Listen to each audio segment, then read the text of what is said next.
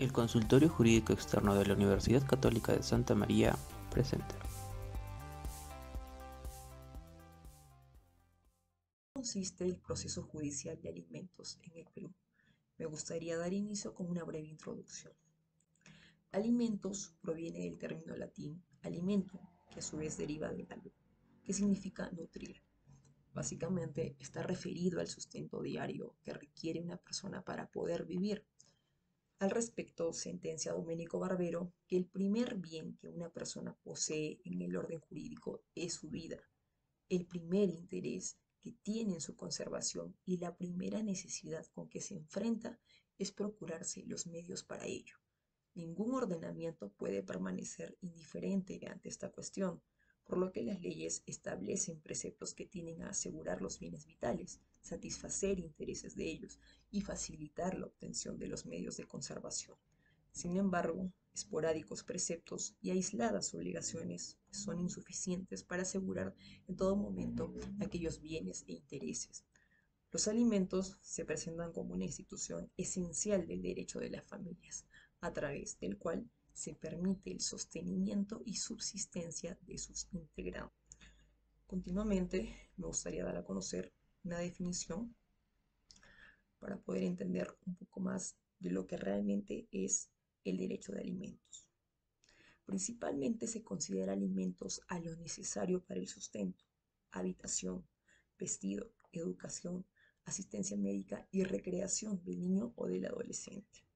También los gastos del embarazo de la madre desde la concepción hasta la etapa del posparto. El concepto de alimentos apunta a la satisfacción de las necesidades básicas del ser humano, tanto ya sea como el aspecto material, entiéndase como los alimentos propiamente, vestido, o como en el aspecto espiritual o existencial, tal como la educación, esparcimiento, recreación, que resultan imprescindibles para el desarrollo ético, moral e intelectual de la persona. ¿Qué podemos concluir con ello? A esta institución se denomina como aquel derecho de los hijos y obligación de los padres que contiene un aspecto esencial doble, indispensable para el sustento de las características del derecho alimentario. A tenor del artículo 487 del Código Civil, cita que el derecho de pedir alimentos es intransmisible, es irrenunciable, intransigible e incompensable. ¿Qué quiere decir ello?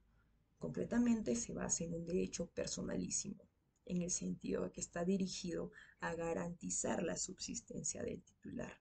No puede desprenderse de él y lo acompaña indisolublemente en tanto subsiste el estado de necesidad en que se sustenta.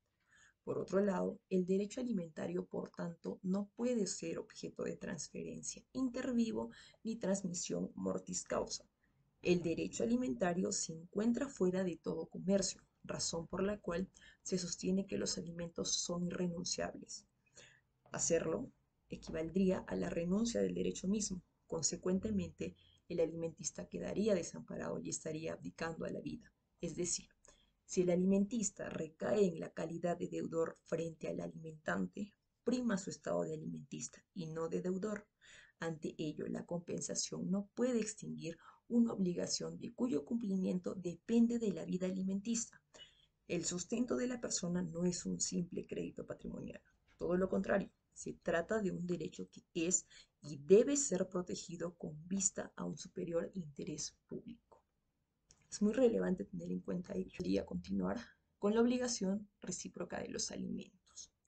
De acuerdo con el artículo 474 del Código Civil, se deben alimentos recíprocamente.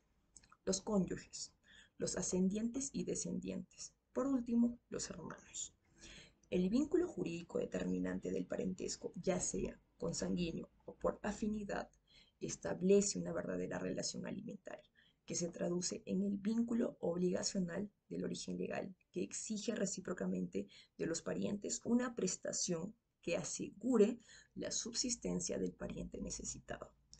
En otras palabras, los alimentos entre parientes, como ya lo mencioné, entre cónyuges, entre ascendientes y descendientes y entre hermanos, son una disposición legal establecida por razones de solidaridad familiar, es decir, para evitar aquellas contingencias que pueden poner en peligro la subsistencia de aquellos con los que se tiene un vínculo familiar. Ante ello, es necesario tener muy en claro que también existe una prelación de los obligados a pasar alimentos. Ante ello, es necesario tener muy en claro que también existe una prelación de los obligados a pasar alimentos. Los alimentos, cuando sean dos o más obligados a darlos, se prestan en el orden siguiente. En primer lugar, por el cónyuge. En segundo lugar, por los descendientes. En tercer lugar, por los ascendientes. Y en cuarto lugar, por los hermanos, como anteriormente lo he mencionado. Ante ello, debemos tener en cuenta que el orden de la prelación, desde el punto de vista de los obligados, puede ser considerado como un derecho de exclusión. ¿Qué quiere decir ello? El demandado puede solicitar que previamente se haga lo propio con el anteriormente obligado y se acredite que éste no puede cumplir con dicha obligación, que no está en la capacidad total de poder cumplir con lo que se está solicitando. Ante ello, existe una serie de requisitos para interponer propiamente una demanda de alimentos, los cuales son los siguientes. En primer lugar, tenemos la partida de nacimiento. En segundo lugar, la copia del DNI del demandante, constancia y certificado de estudios, si es el caso, claramente. Evidenciar en qué trabaja el padre o la madre, dependiendo, ¿no?, de quién va a ser demandado o demandada. Recibos de gastos de alimentos, recibos de gastos de vestimenta, recibo de gastos de servicio y demostrar gastos de salud y de un examen psicológico, claro está. En el caso no haya comprobantes de los últimos 4 puntos, lo conveniente es realizar una declaración jurada detallando cada punto y especificando cada gasto. Todo ello debe ser legalizado vía notarial. Por otro lado, existen criterios para fijar la pensión de alimentos. De conformidad con el artículo 48 del Código Civil, se regula. Debe existir un vínculo legal. Debe existir necesidades del alimentista. Debe haber una posibilidad del alimentante y una proporcionalidad en su fijación. Siendo así, el juez considera, en proporción a las necesidades de quien los pide y a las posibilidades de quien debe darlos, atendiendo además a las circunstancias personales de ambos, especialmente a las obligaciones que se halle sujeto el deudor. Por otro lado, conceptúa un aporte económico. El trabajo doméstico no remunerado realiza por alguno de los obligados para el cuidado realizado, ¿no? En este caso, de acuerdo a lo señalado en el párrafo precedente, no es necesario investigar rigurosamente el monto de los ingresos del que debe prestar alimentos. Ya para concluir, me gustaría dar a conocer el incremento o disminución de alimentos. Es natural pretender incrementar la pensión de alimentos, ¿no? Si las necesidades del alimentista aumentan, ya sea por mayoría de edad, porque se genera más gastos.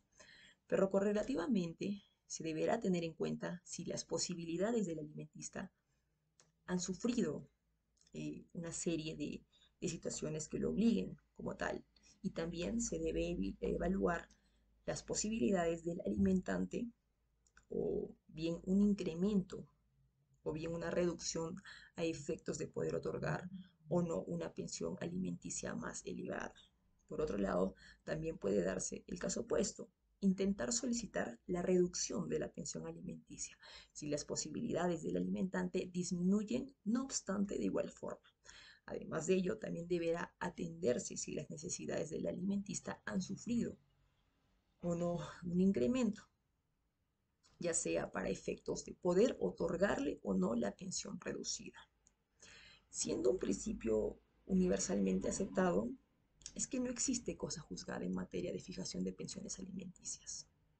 En ese sentido, si se reducen las posibilidades de uno de los obligados y subsisten las necesidades del alimentista, el juez de la causa está plenamente facultado a establecer o aumentar la obligación a cargo del otro obligado, mediando las pruebas y sustentos suficientes. Ya para finalizar, me gustaría dar unas conclusiones y poder finiquitar el tema. La vida no es solo el primer derecho fundamental del cual se deriven otros de la misma naturaleza. sino que dada su trascendencia es que el ordenamiento jurídico se vale de la institución de los alimentos, propia del derecho de familia para su tutela. Por tanto, los alimentos representan un conjunto de necesidades a cubrir por aquellas personas que la ley establece, derivados de las diferentes o de los diferentes vínculos reconocidos y regulados por el derecho, como son el parentesco, el matrimonio o el concubinato. Los alimentos son un derecho que se encuentran fundamentados constitucionalmente en el artículo 4 de nuestra Carta Magna y señalar que la obligación de dar alimentos es recíproca. El que los da tiene a su vez el derecho de pedirlos. Ante ello, los alimentos tienen que ser proporcionados a la posibilidad del que deba darlos y a la necesidad del que deba recibirlos. Finalmente, el Estado está interesado en que la obligación de proporcionar alimentos se cumpla, motivo por el cual exige el aseguramiento de dicha obligación a través de los medios legales de garantía, tales como la hipoteca, la prenda, fianza, fideicomiso o depósito de cantidad bastante para cubrir los alimentos o cualquier otra forma de garantía que resulte suficientemente a juicio del juez. Gracias.